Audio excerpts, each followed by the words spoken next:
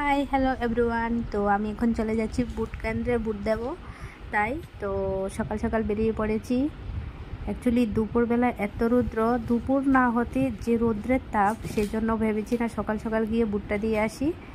তো দেখো রাস্তা পুরো ফাঁকা, কারণ এখন মাত্র 6টা, 6:30 মতন বাজবে, এখনও 7টাও বাজেনি। 7টার সময় বুট শুরু হবে, 7টা থেকে আমরা চলে যাচ্ছি আর একটু আগে।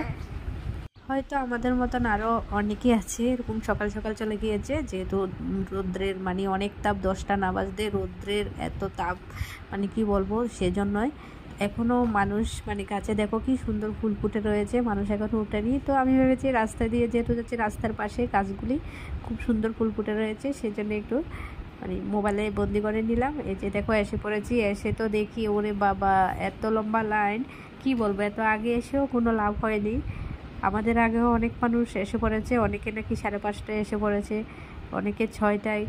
তো যাই হোক, আমরা তো এসে পড়েছি। তো বুট টুট দিয়ে চলে এসেছি। অ্যাকচুয়ালি আমার বেবি আছে, তাই আমাকে একটু আগে দিয়ে দিয়েছে, কারণ যাদের বেবি, যারা প্রেগনেন্ট মহিলা, তারপরে গিয়ে বয়স্ক ব্যক্তি, সবাইকে একটু আগে দিয়ে দেয়, অসুস্থ রোগী, তো সেজন্য আমাকেও দিয়ে দিয়েছে। তো আমিও চলে এসেছি। এসে দেখি আমার তিতলি মানে ও রেডি হয়ে গেছে ওর বাবার সাথে, কারণ ও উঠে গেছে, তো আমি ওকে রেখে গিয়েছি, তো সেই জন্য রেখে গিয়েছি। সেখানে গিয়ে বলেছি বেবি রেখে এসেছি, আমাকে দিয়ে দিয়েছে। তো এসে দেখি ও তো উঠে গেছে, ওর বাবা ওকে রেডি করে নিয়েছে, মানে আমার কাছে দিয়ে আসবে, তাই তাছাড়া ওর বাবারও ডিউটি, তো সেও মানে রেডি হয়ে গেছে। তো টাটা, বাই বাই।